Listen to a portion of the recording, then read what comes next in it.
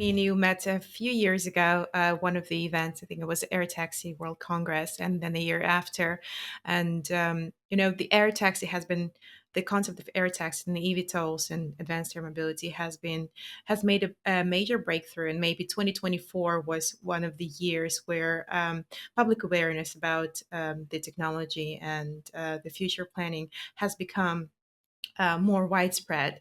How do you personally see the next 5 to 10 years of the industry transforming the lives of the people?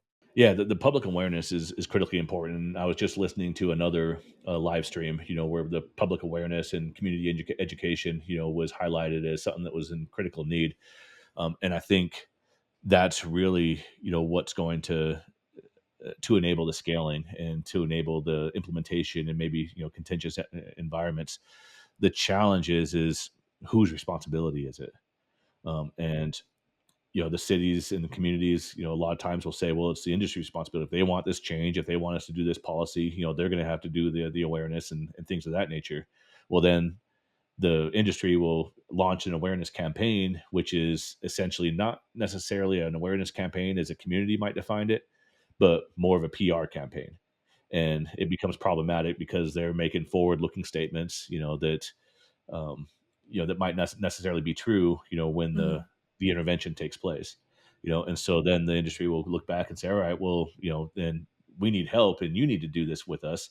Well, because a lot of cities are focused on other things like homelessness, public safety, and security and things like that, Mhm. they don't have the resources to dedicate and put time on an innovation that doesn't have an immediate need. And so we start spinning our wheels in this environment, and I think that's where a lot of nonprofits that are emerging in this space might be able to benefit.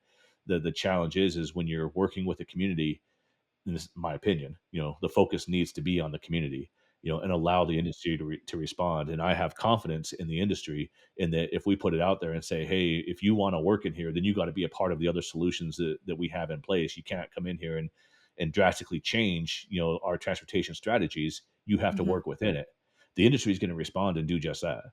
And there's a lot of brilliant people working at a lot of the different OEMs and future operators that I've had those conversations with, and they have amazing ideas, but we need to have those conversations first and find places that can steward, and manage those conversations to make that possible.